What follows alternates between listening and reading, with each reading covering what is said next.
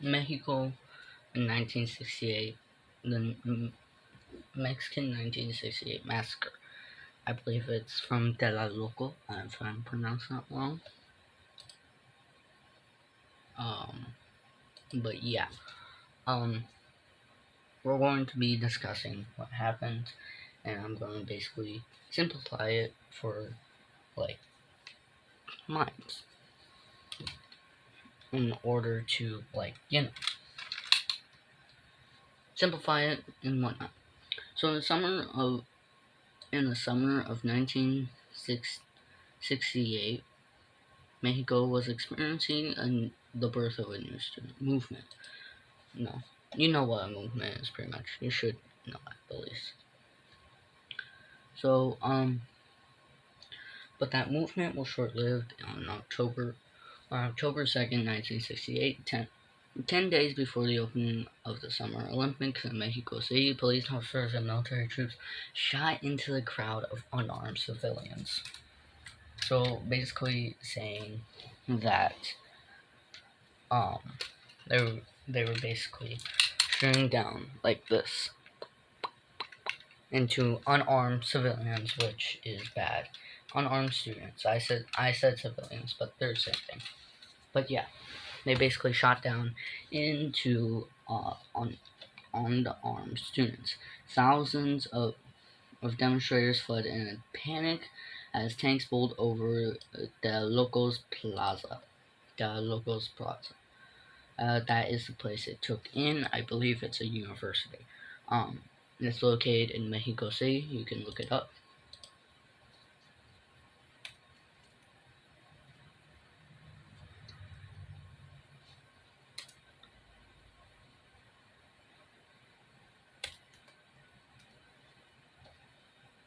If we look it up right here, if we go to maps real quick, this is it, right here, the local. It is the place, it's a university, I believe, not quite sure, but is a place where thousands of students got shot and killed in 1968 on October 2nd. The government sources originally reported that 4 people had been killed and 20 wounded, while eyewitnesses described it as bodies of hundreds of young people being tucked away. Thousands of students were beaten and jailed away, or in jailed. It was trucked.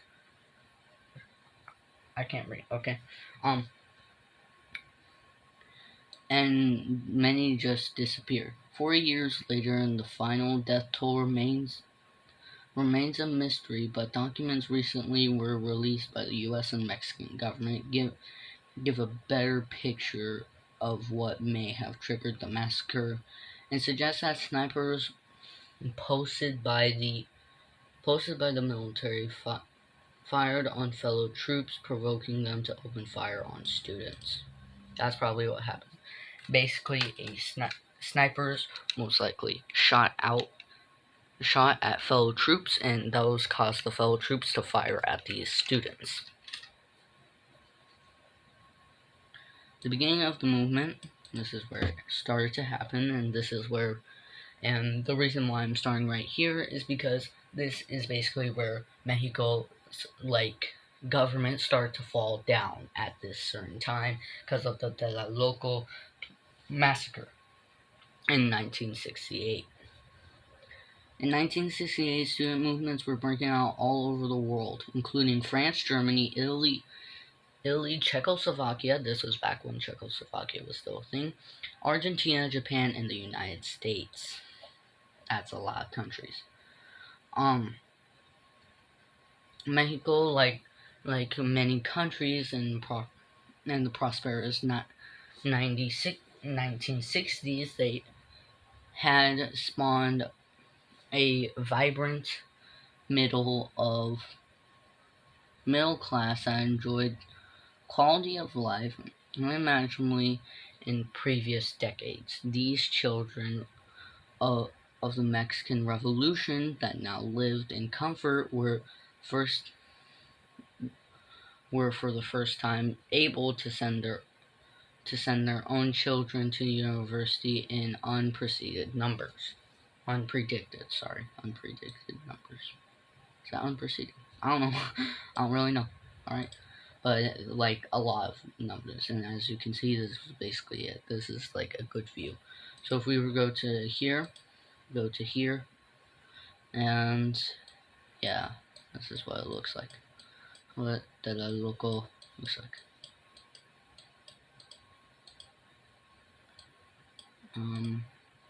Yeah, got this very good place. Totally. That is probably one of the buildings that is mentioned. That's probably this building, I think, maybe. But that seems to be a very famous building in Tlateloco. It's probably this. It seems like a praying place and whatnot. So yeah. Alright. The massacre. Alright, so we got the massacre.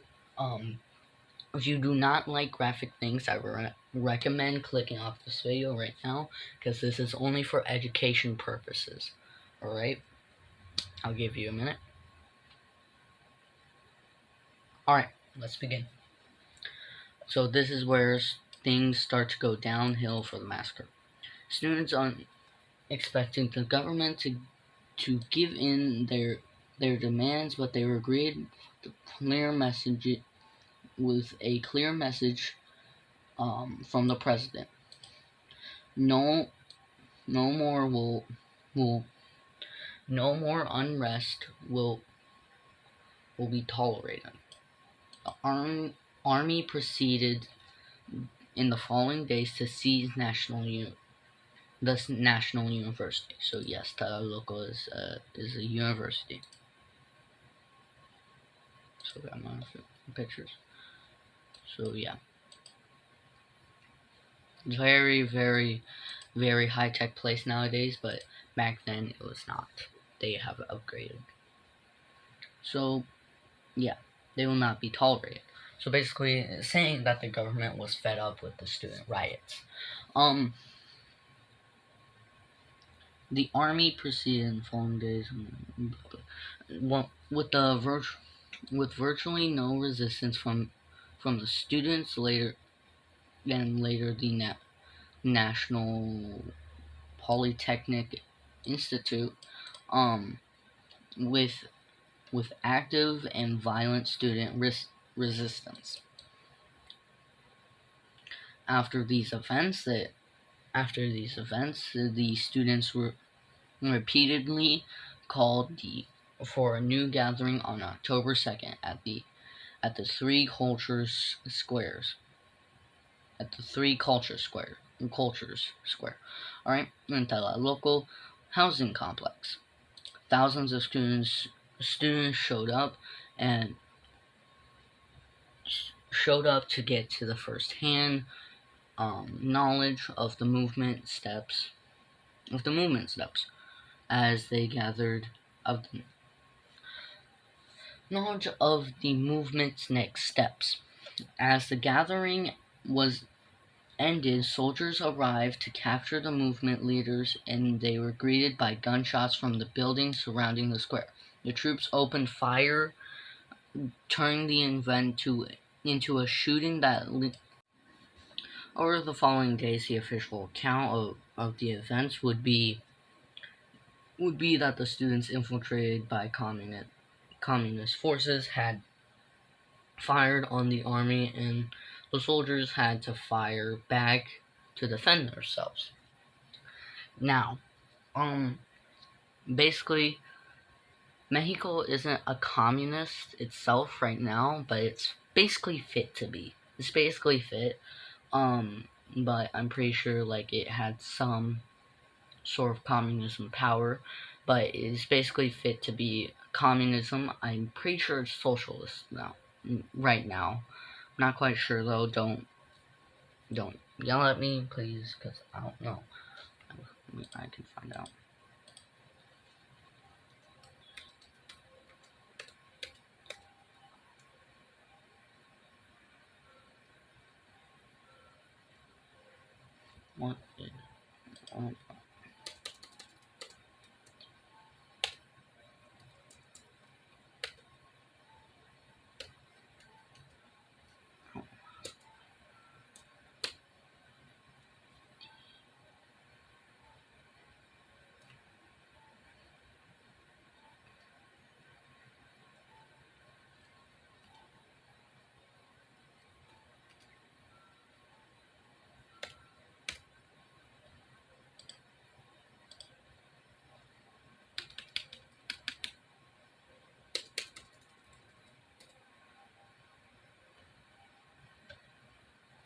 Yeah, let's find out what ideology is Mexico.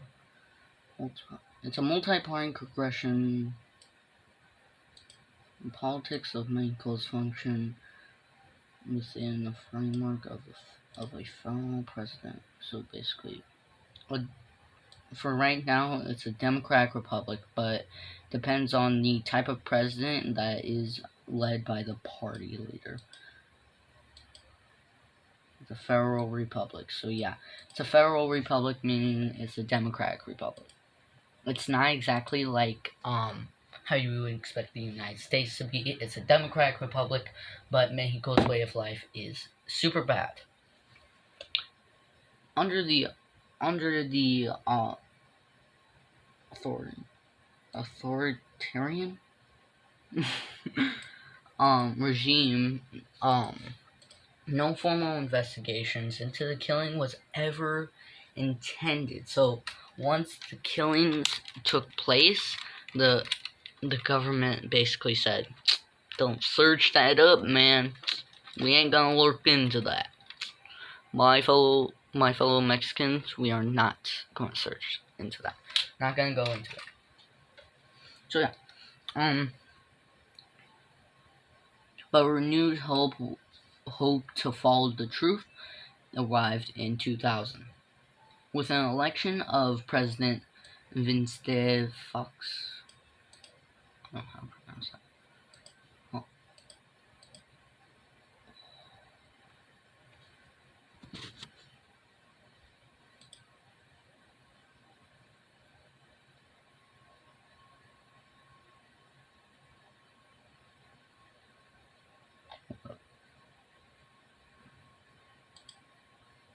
Never heard of them. Vicente Fox.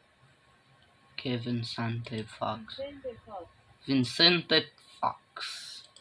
So, President Vicente Fox, who broke nearly 7 years of a one-party rule in November 2001. Fox ordered the creation of a special prosecutor for crimes of the past to investigate the Tlateloco massacre.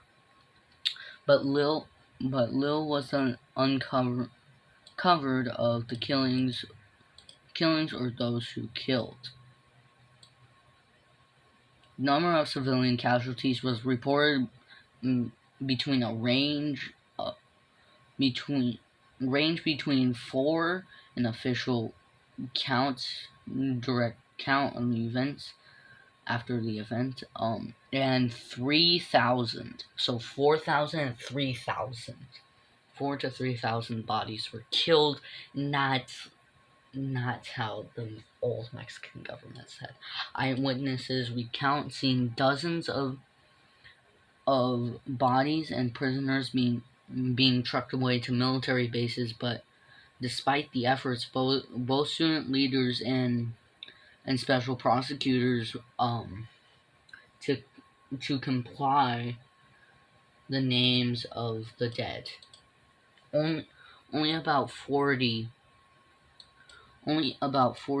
have been documented. No siblings, parents, or friends of the remaining casualties, if they exist, have come forward and add names to the list. So basically saying that the parents, friends, and whatnot, they could all be dead, or there could still be some, but they just don't come forward yet. They just don't. But yeah. So yeah.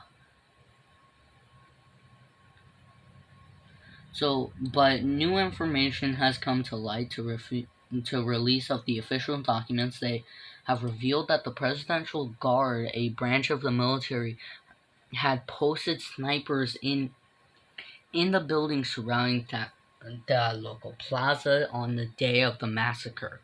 The idea was the snipers would shoot at troops posted around the square. The troops and the student snipers were shooting at them. Sorry if there was a bit of cut. I ran out of space for a second. And would think student snipers were shooting at them, and they would open fire. So basically saying that the snipers would purposely shoot at their own troops and basically think, oh, and make the troops down below think, oh, the students are shooting at us even though they're unarmed. But it's Mexico. Literally anybody could probably bring a gun and they would not care. Most likely. Not just saying. Just saying. It's Mexico. You can't really blame them. But yeah. So basically, the Presidential Guard, a branch of the military, basically the president at the time, not Vince Fox. He is, I believe, a good guy. I'm gonna have to check into him.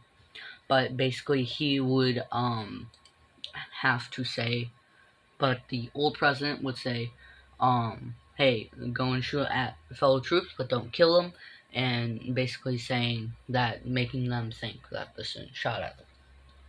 But using the document's first-person accounts, achieved in news reports, along with historic recordings, many of which were never broadcasted before. It gives me a link to a radio diaries. Radio diaries have woven together, make a clearer picture of what happened on October 10th. This story was produced by Joe Richmond, and yeah, that's the whole thing. That's basically, so basically, if you want to, you can search up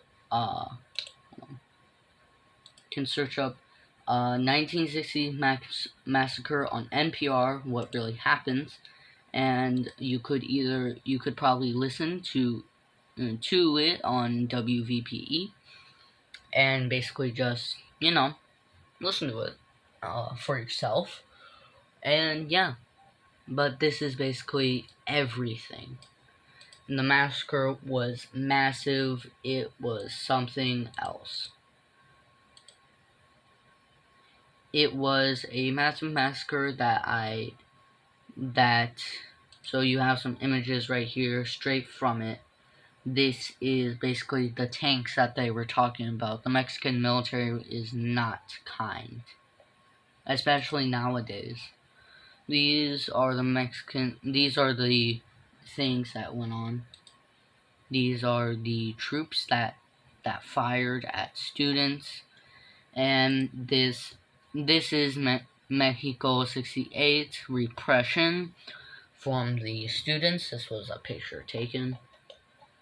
They have thousands and thousands of then these are students being taken away, just trucked away. And yeah, it is something else. It's not, Mexico is not kind like America is. Mexico is not kind whatsoever. Just not like America. America would never do this to their students. America wouldn't think twice too, because they would have so many riots, they would be breaching the White House and whatnot. But yeah, they wouldn't think twice. So yeah, but you can all read the story for yourself on NPR. And as always, stay kind to each other, please. Um, I hope you enjoyed the Minecraft gameplay in the background. I'm not sure if you could see it. But yeah, that's the whole story, and I'll see you all next time. We'll read about some more stuff probably tomorrow or some other day when I can record. We'll read about another thing in Mexico that happened.